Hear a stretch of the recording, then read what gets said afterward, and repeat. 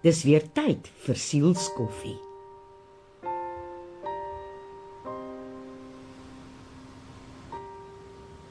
Het jy al ooit die gevoel gekry dat iets nie reg is nie, of iets net af voel?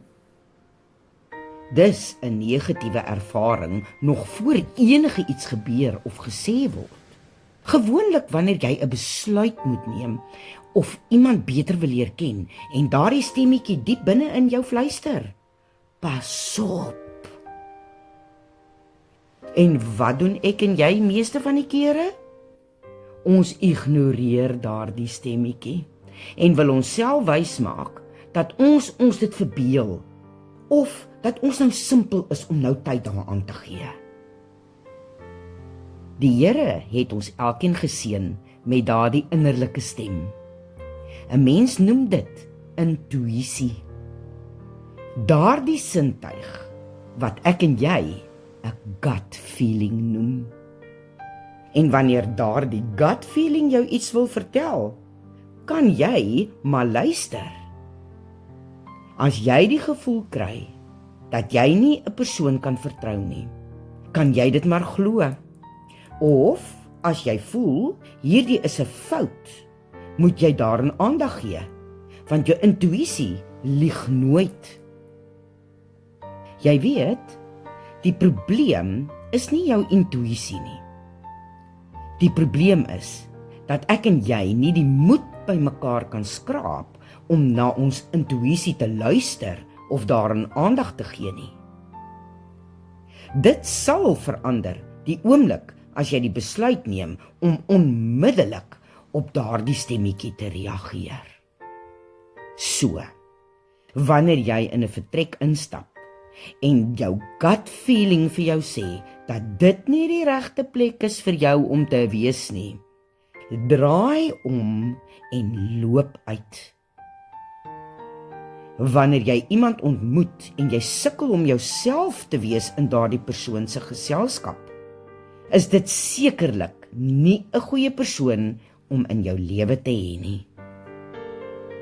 Hoe vinniger jy begin luister na jou intuïsie, hoe harder en duideliker sal die waarskuwings kom wanneer iets nie vir jou bedoel is nie. Ons plaas onsself so gereeld heel onder aan ons prioriteitslys en probeer so hard om net nie iemand anders seer te maak of te na te kom nie, al weet ons waarmee ons onsself tans ophou verkeerd is. Wanneer 'n vriendskap sy versadigingspunt bereik het en jou intuïsie dit al lankal vir jou gesê het, hou op om ten koste van jouself daardie vriendskap aan die gang te hou. Dit is nie goed vir jou nie. Of, as jy nou al 'n jaar weet dat daardie spesiale persoon in jou lewe nie jou lewensmaat is nie, maak die verandering voordat dit dalk uitloop op 'n troue, want dan begin die dinge baie gekompliseerd raak. As jou gut feeling jou nou al 'n geruime tyd waarsku dat jy jouself ophou met verkeerde dinge, gaan soek die hulp wat jy nodig het om uit daardie situasie te kom voor dit te laat is. Luister na jou intuïsie, want dit kan jou baie seer en onplesierigheid spaar. Eers wanneer jy jouself begin belangrik ag, en nou bedoel ek nie beter as ander nie, maar volledig kind van God, begin jy verstaan dat verandering begin by die klein jakkalsies. Doen wat jy kan doen en laat die res oor in God se hand. Hy wil vir ons elkeen die beste gee, elke dag. Dit beteken egter dat ek en jy ons kant moet bring en hom moet vertrou met dit waaroor ons nie beheer het nie.